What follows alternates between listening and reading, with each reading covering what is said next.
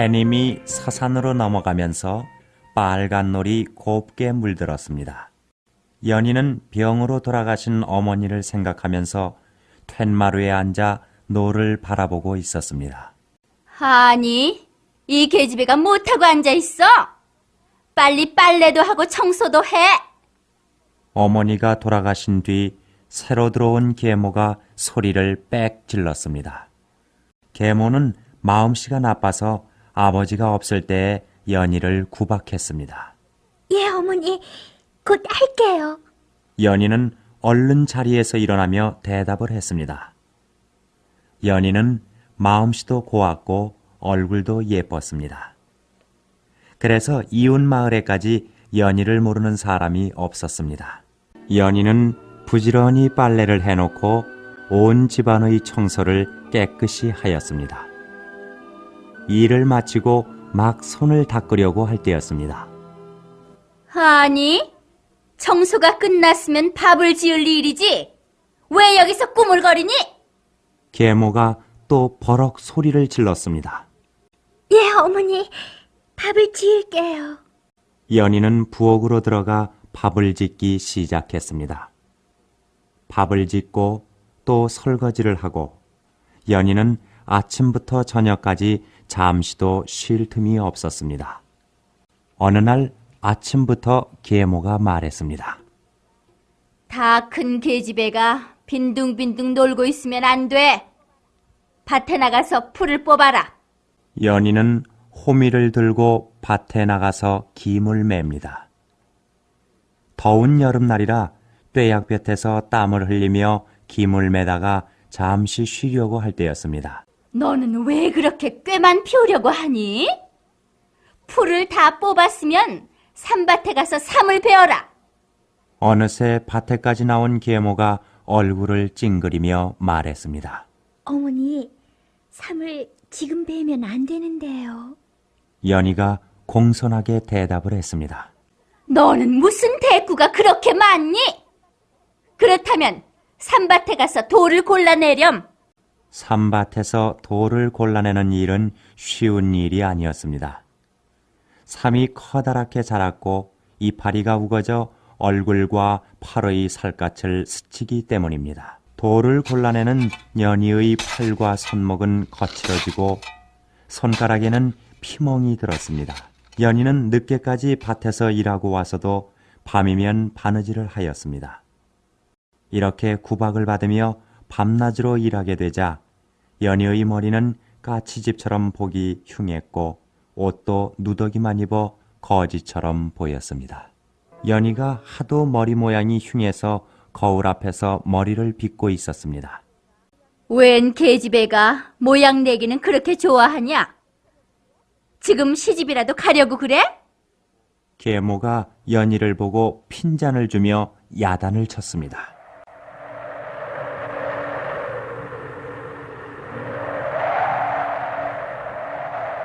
하얀 눈이 펄펄 내리는 겨울이 되었습니다. 계모는 연희를 골려주고 싶었습니다. 왜 방 안에만 앉아있느냐? 산에 가서 산나물이나 뜯어오너라. 어머니, 이 추운 겨울에 산나물이 있겠어요? 연희가 어안이 벙벙하여 말하였습니다. 아니, 산에 가보지도 않고 너는 어떻게 그렇게 잘 알아? 계모가 연희를 노려보며 화를 내었습니다.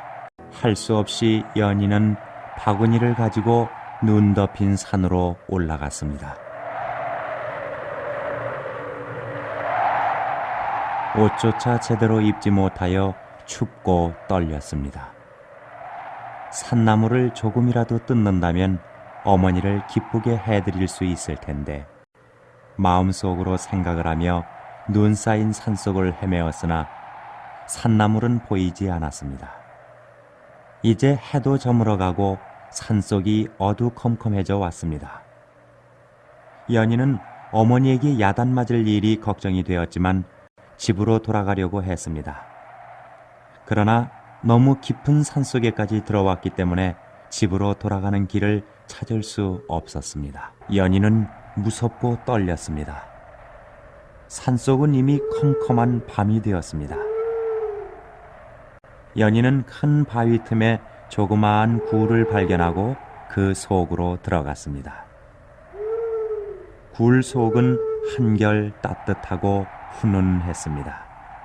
연희는 불도 없는 굴 속이 왜 이렇게 따뜻할까 하고 굴 안의 여기저기를 살펴보았습니다.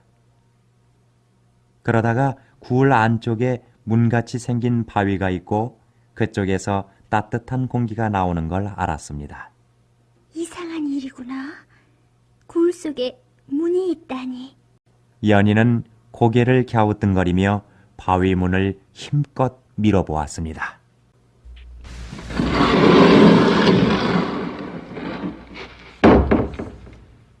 그러자 무거운 바위돌 문이 스르르 열렸습니다. 연희는 깜짝 놀랐습니다. 돌문 안에는 푸른 들판이 있고 들판 가운데 아담한 초가집 한 채가 있었습니다. 그뿐이 아니었습니다. 초가집 둘레에는 푸른 채소가 자라고 연희가 온종일 찾아다녔던 산나물도 무성하게 우거져 있었습니다. 어머나, 산나물 좀 봐. 이것이 꿈은 아니겠지? 연희는 놀라서 눈을 커다랗게 뜨고 자세히 바라보았습니다. 그런데 더욱 놀라운 일이 일어났습니다. 초가집에서 얼굴이 맑고 깨끗한 소년이 나오더니 연희에게 가까이 다가왔습니다. 소녀는 누구인데 여기까지 왔습니까? 소년이 빙긋 웃으며 연희에게 물었습니다. 저는 연희인데요. 산나물을 뜯으러 산에 올라왔다가 길을 잃어 여기에 왔습니다. 그래요? 마침 잘 오셨습니다. 나는 버들잎인데요. 산나물은 얼마든지 있으니 그 바구니를 이리 주셔요. 버들잎 소년은 산나물을 뜯더니 연희의 바구니에 가득 담아주었습니다. 버들잎 소년님, 정말 감사합니다. 연희가 말하고 돌아서려고 하자 소년이 말했습니다. 연희 소녀님, 만약에 여기에 또 오실 일이 있을 때에는 돌문 밖에서 수양수양 버들잎아, 연희가 왔다, 문을 열어라. 이렇게 말하면 문이 저절로 열릴 것입니다. 연희 소녀님, 이 물병 3개를 가지고 가셔요. 이것을 꼭 써야 할 때 쓰시오. 하얀 병에 든 물은 뼈에 뿌리면 살이 오르고 빨간 병에 든 물은 그 살에 뿌리면 심장이 움직이고 피가 됩니다. 또 파란 병에 물을 뿌리면 죽었던 사람이 살아납니다. 언제 이 약을 쓸 일이 있을지 모르니 꼭 몸에 지니고 다니셔요. 연희는 물병 3개를 받아들고 동굴을 나왔습니다.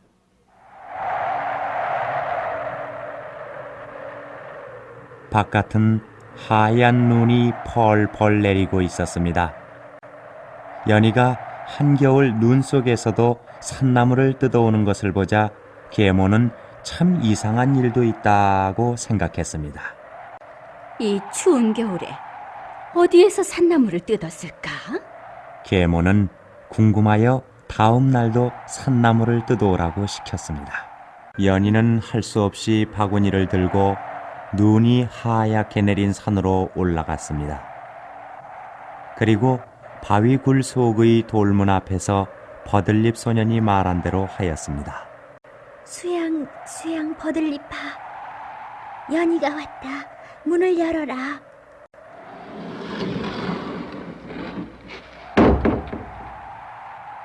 그러자 돌문이 스르르 열리고 어제 만났던 버들잎 소년이 나와서 반갑게 맞아주었습니다. 연희는 어제처럼 싱싱한 산나물을 바구니에 가득 뜯어 집으로 왔습니다.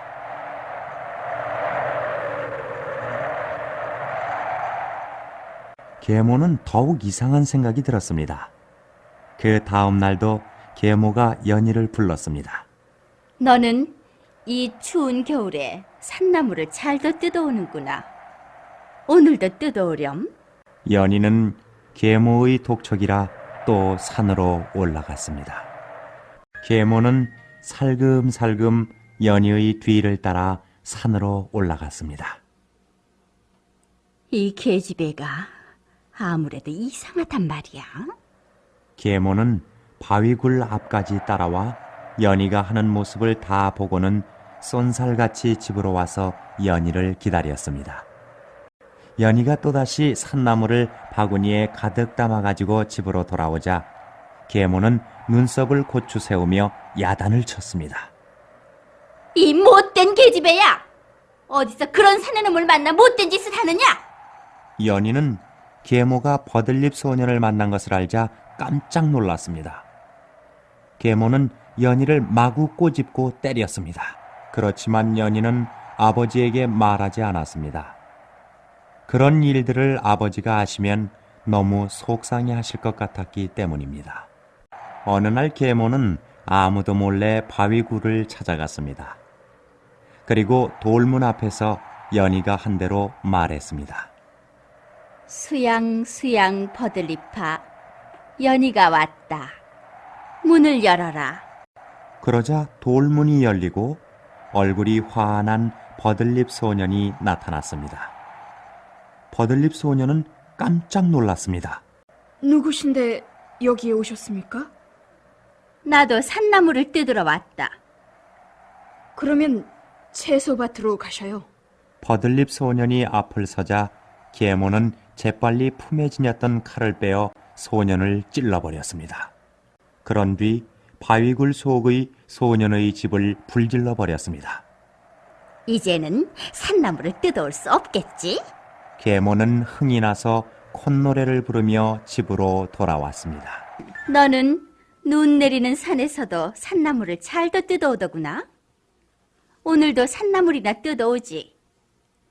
만약에 산나물을 못 뜯어오면 그냥 두지 않을 테야. 연희는 계모의 말을 듣고 어쩐지 불안한 생각이 들었습니다. 연희는 바구니를 들고 산으로 올라가 바위굴을 찾았습니다. 그리고 돌문 앞에서 말했습니다. 수양 버들잎아, 연희가 왔다. 어서 문을 열어라. 그러나 돌문은 꼼짝 않고 열리지 않았습니다. 연희는 아무래도 무슨 일이 일어난 것 같아서 가슴이 조마조마하였습니다. 있는 힘을 다해서 돌문을 밀어보았습니다.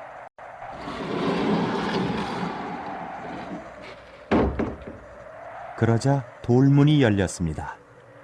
안을 본 연희는 깜짝 놀랐습니다. 초가집과 채소밭은 잿더미가 되어버렸고 그 안에 불에 탄 소년의 뼈들이 뒹굴고 있었습니다. 연희는 그 자리에 주저앉아 엉엉 울었습니다. 눈앞에 벌어진 일이 너무나 끔찍했습니다. 눈물이 비오듯 쏟아졌습니다. 그러나 그 순간 정신이 버뜩 들었습니다. 소년이 준 물병 3개를 생각했기 때문입니다. 그렇지. 그 물병의 약을 쓰면 되겠지. 혼잣말을 하며 품에 꼭 지니고 있었던 물병 3개를 꺼냈습니다. 연희는 여기저기에 흩어져 있는 뼈들을 모아서 제자리에 맞추었습니다. 그리고는 하얀 병의 물을 뼈에다 뿌렸습니다.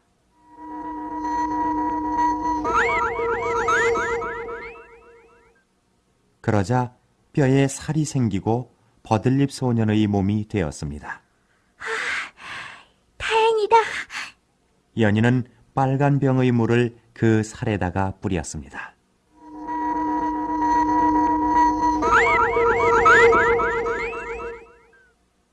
그러자 금방 살에 불그레한 핏기가 돌았습니다.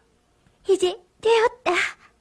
연희는 마지막 병의 물을 온몸에 뿌렸습니다.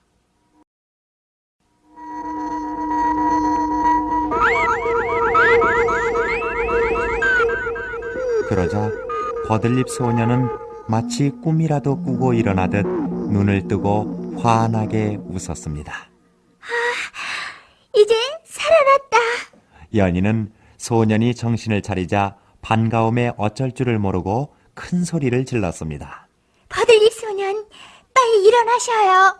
연희는 버들잎 소년의 몸을 붙잡고 일으켜 세웠습니다. 고마워요, 연희 소녀. 버들잎 소년이 연희의 손을 잡으며 환한 얼굴로 빙그레 웃었습니다. 연희 소녀, 나는 하늘나라 사람입니다. 하느님께서 마음씨 착한 연희 소녀를 구하라고 하시기에 여기까지 왔습니다.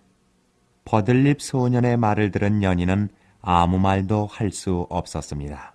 그때 산허리에 구름이 흐르고 7빛깔 무지개가 연희와 버들잎 소년에게로 내렸습니다. 연희 소녀, 저 무지개는 우리들이 하늘나라로 타고 올라갈 구름이어요. 자, 어서 타셔요. 그렇지만 아버지와 어머니가 저를 기다리실 텐데요. 연희가 안타깝게 말했습니다. 그건 염려 말아요. 어머니도 이제 마음을 고쳐 착한 어머니가 될 거예요. 그 말을 듣고서야 연희는 버들잎 소년의 손을 잡고 무지개를 탔습니다.